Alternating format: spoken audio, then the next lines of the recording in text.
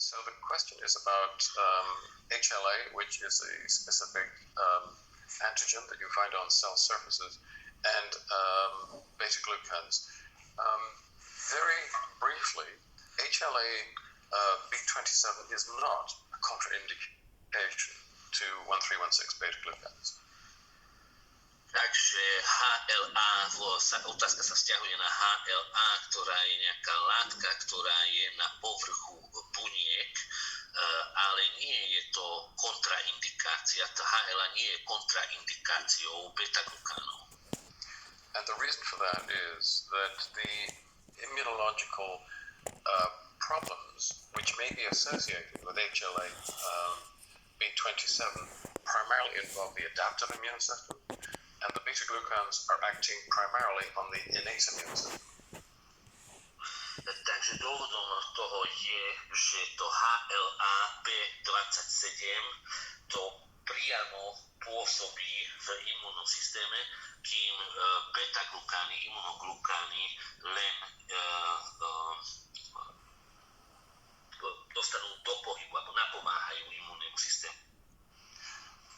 So, for example, we know that patients with autoimmune disease do not have a problem with these beta-glucans.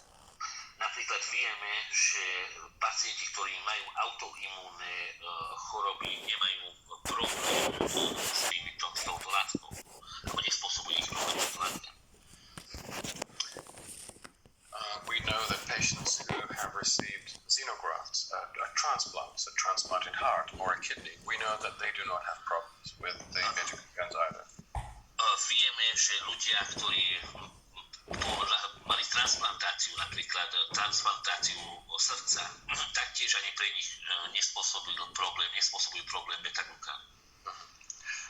Another question from Eva Pospisilova about balanced soil and oncological patients. Ďalšia otázka sa vzťahuje na balance oil a na onkologických pacientov. Now I must be very careful how I answer that. Teraz musím byť veľmi obozretný, keď odpoviem na túto otázku. We cannot claim that we can treat illness. If we were to make such a claim, the pharmaceutical industry would destroy us. Nemôžeme tvrdiť, že dokážeme liečiť túto chorobu. Keby sme toto otvorene tvrdili, tak farmaceutický priemysel by nás zničil hneď. But I will tell you what I know, and I will go as far as I can. Ja vám poviem, čo viem ja, a budem úplne otvorený. We know that the processes of tumor growth, of angiogenesis, and metastatic spread all involve chronic inflammation. Takže vieme, že výskyt nádorových chorób a rast týchto nádorov vždy má korene v nejakej chronickej chorobe. We also know that the communication between cancer cells and the local immune cells, which can sometimes make the cancer cell more aggressive, we know that that also involves inflammatory sequences. Takisto vieme, že komunikácia medzi nádorovými bunkami a bunkami imunného systému, takáto výmena informácií medzi bunkami dokáže urobiť ten nádor ešte agresívnejším, a vieme, že aj v tomto hrajú dôležitú rolu zápaly v tele. Now, if you go to visit my blog, and I'm just going to send you the address now, there is one post which is called Cancer Dance, and there you will see some of the science behind what I've just said. Ak navštívite môj blog, a teraz do chatu vám posielam adresu na môj blog, tak je tam jeden článok presne v tejto téme, ktorý si viete prečítať na novšie vedecké poznatky. So let me say in general, we know that many of the elements of cancer development involve inflammation. We know how to stop inflammation. That is as far as I can go. Takže, aby som to shrnul, vieme a je to dokázané, že rast schopných nádorov v tele alebo súvisí s nejakým zápalom v tele. A zápal v tele dokážeme liečiť. A toto je asi to najstrmšie, čo viem, čo môžem takto otvorene tvrdiť. Okay, question from Martin Greger. Can pregnant women use Viva product? How much daily is safe? And the answer is yes, and just use the normal dose. Takže pre Tomáš Grega, že v prípade tehotenstva, či sa môže užívať tento produkt, tak odpoveď znie áno, počas tehotenstva to môžete užívať a môžete si ponechať pôvodnú výšku dávky. Question from Helena. Can these be used to protect people with celiac disease? The answer is no. If you have genuine celiac disease, you have to avoid gluten, and that's all that you can do. Well, we can do more, but that's where you start. A toto je odpoveď pre Helenu a otázka znela, že či lieči alebo pomôže tento produkt v prípade nejakej choroby a to prepáčte, neviem presne na akú chorobu sa to vzťahovalo, ale celiakia, tak odpoveď znie nie. Keď máte túto chorobu, tak jednoducho musíte vynechať glukóny z výživy. Question from Martina. What do I recommend concerning gout, please? 2 recommendations, dietary restrictions, and you can find those in many sites on the internet, and if necessary, a drug called probenicid, which is very useful. I'll just type that name in there. Takže ďalšia otázka sa vzťahovala na ďalšiu chorobu. Excuse me, what disease was the question about? Gout. Yeah. Okay, so let me see if I can find what that is. Takže otázka sa vzťahovala na chorobu, keď má niekto dna. Okay. Áno, že tam tiež vám v prípade tejto choroby vám pomôže zmena životného štýlu a zmena stravovania a výživy a má to širokú literatúru a ja sa aj podelím o niektoré zdroje. A question from Robert Miniak about radioactivity of the ocean. Our raw materials are screened very, very carefully. There is no detectable radioactivity in our materials. Takže otázka Roberta sa vzťahovalo na radioaktivitu, ktorá sa nachádza v oceánoch. Môj odpoveď pre neho je, že naše výrobky sú veľmi striktne testované a nie sú radioaktívne. Question from Martina. Is there any reason why there is no calcium in the external? The answer is that most people are eating more than enough calcium, and problems such as osteoporosis, which people think of as a calcium issue, are not about calcium at all. They are about other cofactors. Takže otázka ohľadom osteoporózy a príjem kalcia v tele, tak odpoveď je, že v prípade osteoporózy ľudia si myslia, že je to problém alebo nedostatočný príjem kalcia do tela, ale problémy iných chýba tam rad iných látok vo výžive. Another question from Robert. Where are the fish used for balanced milk production? Well, they come from the air. We only use flying fish. Otázka ďalšia, že odkiaľ pochádza tá ryba, ktorú používame pri výrobe oleja, tak moja odpoveď je, že je zo vzduchu. My chytáme ryby len vo vzduchu. Of course, that's not true. We use small pelagic fish off the shores of South America from the Clunas Oceans. A samozrejme som len žartoval, je to z morských rýb, z oceánu, ktoré chytáme v najčistejších oceánoch neďaleko Južnej Ameriky. And we are concerned about ocean resources, which is why we are developing bioreactors, which are constructed on land, where we are working with the marine algae, and we don't need fish at all. A tiež sa staráme o životné prostredie a vyvíjame a využívame tzv. Bioreaktory alebo biogenerátory, ktoré sú pri mori a produkujú algy, ktoré potom využívame na miesto rýb a takto šetríme životné prostredie. Question from Lucia Franco. For chronic constipation, xenobiotic, and 5 portions of fruit and vegetables a day. Takže, could you repeat, please? I didn't catch. Okay. Lucia has a customer with chronic constipation, and I recommend xenobiotic and 5 portions of fruit and more vegetables a day.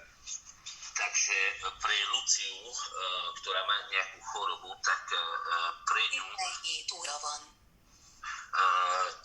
ňu odporúčam náš výrobok zinzíno a dávky ovocia, 5 dávok ovocia denne. And it should improve the condition within 2 or 3 days.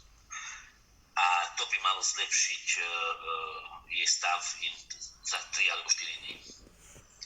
Martin Greger, osteoporosis, the health protocol plus additional vitamin K2. Osteoporóza, pre Roberta, na osteoporózu používať zdravotný protokol, ktorý máme napísaný a dodržiavať naše postupy. Question from Zdenka. Sorry, špatne to bolo preložené. Could you repeat, please, the last one? Na osteoporózu zdravotný protokol, čo je Oh yes, the healthcare protocol with additional vitamin K2. Plus pridaný vitamín K2. Pardon, ďakujem. From Zdenka Benishkova, I hope I'm pronouncing the name correctly. Okay, sclerosis multiplex is an autoimmune disease. Takže pre Zdenku skleróza multiplex je autoimúnna choroba. And the progressive damage to the central nervous system involves chronic inflammation. A to poškodenie, ktoré spôsobuje v centrálnom nervovom systéme, vyvolá zápal v tele. The important thing here is to damp that inflammation, and I think you know how to do that. A dôležitá vec v tomto prípade je brzdiť alebo zastaviť tento zápal v tele a to už si myslím viete ako na to. A question from Helena talking about celiac disease. I've addressed this before. Dietary restriction, I'm afraid, is what you have to do. Ďalšia otázka ohľadom celiakie. Odpovedať viem len rovnako ako predtým, že musíte dodržiavať postupy a musíte zmeniť životosprávu a výživu. Products for lupus. Lupus is another autoimmune disease. Stop the chronic inflammation. You know how to do it. And the doctors who say you shouldn't use vitamins or oils have no idea what they're talking about. Takže otázka ďalšia ohľadom lupusu, ako choroby lupus, tak tam tiež treba zastaviť zápal. Je to autoimúnna choroba, ktorú vyvolá nejaký zápal v tele a vieme vieme, ako treba zastaviť zápal. A ľudia alebo lekári, ktorí vám vravia, že máte predávkované vitamíny alebo že nemáte brať vitamíny, tak vôbec neviem, o čom hovoria. Right, question from Juraj about diabetes type 1. Look, this is really complicated. To give you a full answer would take me at least 5 minutes. I'm not sure this is the right arena to discuss that, but perhaps we can find... If you go to my blog, I think you will see that I write about some of these issues there. Takže ďalšia otázka sa vzťahovala na diabetes prvého typu, tak je to veľmi zložitá vec, je to aj samotná choroba a postupy, ako pomáhať, sú veľmi zložité a zdĺhavé. Si myslím, že nie teraz a tu by sme to mali prebrať, ale môžeme si nájsť na to nejaké iné stretnutie, alebo môžete navštíviť môj blog, kde v jednom článku podrobne píšem o tejto téme. Martin Greger will extend help with osteoporosis. It will give some help, but not enough. To treat osteoporosis, you need the healthcare protocol with additional K2. Takže ďalšia otázka sa vzťahovala na osteoporózu. Takže osteoporóza je tiež taká choroba, ktorá sa zložito rieši. To isté môžem povedať ako v predchádzajúcom prípade. Užívate ten balík a plus adicionálny vitamín K2. Okay, question from Edita Brazova. For a person with leukemia, what would you recommend? Again, I'm not supposed to be making recommendations to treat specific diseases. If you look through my blog, I think you will find some posts which will give you some information. Takže ďalšia otázka sa vzťahovala na leukémiu, že v takomto prípade čo odporúčam, tak ja teraz, a toto stretnutie nie na to, aby som liečil alebo konkrétne liečebné postupy tu opisoval a rozoberal, ale ďalej vám môžem odporúčiť len navštíviť môj blog, kde o rôznych takýchto chorobách a témach podrobne píšem. Question from Peter Tali. Is balance oil enough to protect a kid at kindergarten, or should you add extend? I think for young children, I would recommend balance oil and protect. Protect, open the capsule, and mix it into the food. That's a much easier way of doing it. Takže ďalšia otázka sa vzťahovala, že či pre deti postačuje výrobok Protect, aby ich zachránil od chorób a nákaz v škôlke. Ja by som pre deti navrhoval kombinovať Extend a Protect a primiešavať im to do stravy. A question... Balance olej a Protect. Balance olej a Protect. Okay. Yeah. Okay, a question from Philippiadis about balance oil and Crohn's disease. Okay, with Crohn's disease, there is a lot of inflammation. I think we know how to reduce that. I, myself, in such a case, would start with balance oil, which may be helpful, and then after 4 months, I would start to use xenobiotic as well. Takže Crohnova choroba, asi taká... Crohnova choroba, takáto diagnóza, čo v takomto prípade tiež by som navrhoval balance olej. Excuse me, professor, it was balance oil and? Xenobiotic, but you use the balance oil first, bring the ratio down to 2.512. That'll take some time. When the ratio is low enough, then you can start to add cautiously. You can add the xenobiotic. Takže xenobiotik, balance olej a xenobiotik, ale odporúčam najprv používať balance olej a znížiť pomer omega-3 a omega-6 na 2,5 alebo nižšie. A keď takýto výsledok máme, tak potom nasadiť druhý výrobok. A question from Zdenka Bobeneškova about celiac disease and Protect. Beta-glucans or not for these patients? Ďalšia otázka tiež na celiakiu sa vzťahuje, či užívať beta-glukány v tomto prípade alebo nie. Yes, those patients can use xenobiotic and Protect. They should not have a problem with 1316 beta-glucans. Áno, títo ľudia s takouto chorobou by mali užívať Extend a Protect a nemali by mať problém, nemal by to spôsobiť problém s beta-glukánom. Okay, so a question about Crohn's disease, but I think I've already answered that. Chronic myeloid leukemia, go to my blog for that. Takže ďalšia otázka sa vzťahovala na určitý typ leukémie, takisto odporúčam navštíviť môj blog. Question from Luci Frankova about xenobiotic with diabetes, because xenobiotic contains fructose. A good question. Ďalšia otázka sa vzťahuje na diabetes a xenobiotik, lebo xenobiotik obsahuje fruktóz. Toto je dôležitá, veľmi dobrá otázka. The answer is very simple. It does not contain fructose. It contains oligofructose, which is metabolized very differently.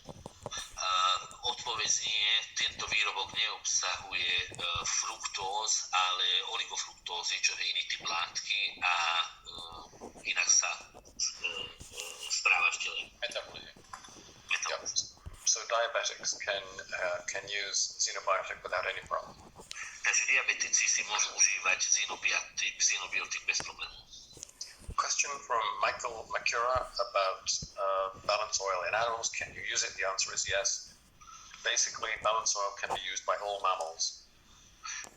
Ďalšia otázka sa vzťahuje na balance olej a zvieratá. Moja odpoveď je áno, balance olej neškodí zvieratám. Question from Natalia Nikitenko about Q10 Extend. Yes, the dose is low, but because of all of the other nutrients in Extend, they enable the body to increase its own production of Q10. I'm sorry, Mr. Professor, I can't ask you to repeat that one. The question from Natalia Nikitenko about Q10 in Extend. Takže otázka od Natálie sa vzťahovala na dva produkty, na Q10 a Extend. Her comment is that the dose is low, and she is correct. Takže odporúčanie bolo, aby si užívala nízku dózu, alebo dostala odporúčanie, aby znížila dávkovanie, a toto je dobrá rada. That is contains all of the other cofactors that the body needs to increase its own synthesis of Q10. Takže preto je tomu tak, lebo extend obsahuje všetky tie pomocné látky, ktoré pomáhajú k tomu, aby telo samotné vytváralo tieto potrebné výživové látky. A question from Betty Struhar about glaucoma. That's a complex question. There's different subtypes of glaucoma, and it would take too long to go into that here. Send an email to Jan, and then I can respond in detail. Takže ďalšia otázka sa vzťahovala na glukóm a je to veľmi zložitá otázka, lebo sú rôzne podtypy tejto choroby, tejto glukómy, tak tu tiež odporúčam navštíviť môj blog, alebo poprosím vás, aby ste mi zaslali privátny e-mail, kde môžem detailnejšie odpovedať ako teraz. Joseph asks, prebiotics or probiotics or both? Jozef sa pýta, že či si užívať prebiotika, alebo probiotika, alebo obidva. You don't need both. If you take the right prebiotics, you will grow your own probiotics inside you. Nepotrebujete obidva druhy. Ak užívate tie správne prebiotika, tak vaše telo časom začína vytvárať vaše vlastné probiotika. A question from Lukáš about morbus Bechterew. About? Morbus Bechterew. Bechterevová choroba. Ďalšia otázka. This is another chronic inflammatory condition. Táto diagnóza, táto choroba takisto je spôsobená chronickým zápalom. And we know how to reduce chronic inflammation. It's quite simple. A je to veľmi jednoduché potom, lebo to už vieme, ako znížiť chronický zápal. The last question from Hawaii Media Pad about red dots on the skin. I can't answer that because I need a diagnosis. They could be caused by different things. I need to know more before I can make a recommendation. Ďalšia otázka sa vzťahovala na červené bodky alebo červené flaky na koži. Na toto takto naozaj z diaľky nemôžem diagnostifikovať a nemôžem vám povedať, kto by som potreboval viac informácií. Ďakujem ti veľmi pekne za všetky odpovede, ktoré si dal. Thank you very much for the answers you gave us.